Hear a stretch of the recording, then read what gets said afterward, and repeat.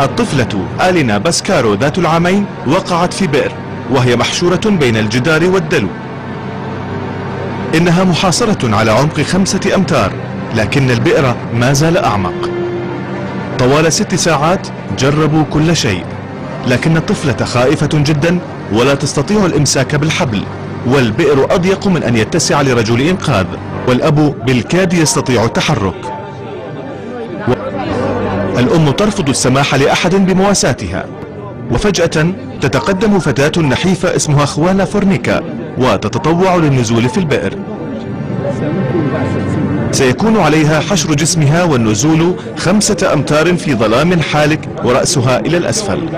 من الجمهور الصمت لينصت الرجال لتوجيهات الفتاة. فجأة تصرخ طالبة أن يخرجوها، لكنها تخرج خاوية الوفاض. لم تستطع تحرير الطفلة. تقول إنها تجد صعوبة في التحرك،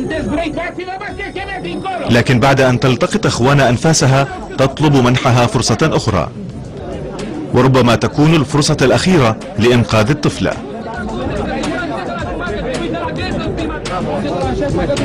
عندما تدخل البئر يحبس ملايين الناس في البلاد أنفاسهم.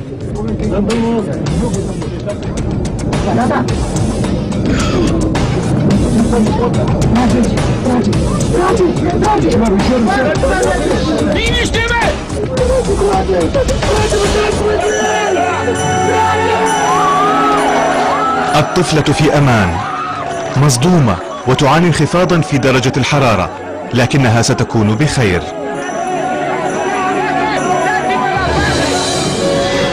كافأ المحافظ خوانا بقطعة أرض وقدم لها مشاهدو التلفاز 5000 دولار، وأصبحت آلينا معشوقة البلد الذي رآها تسحب من حفرة الموت.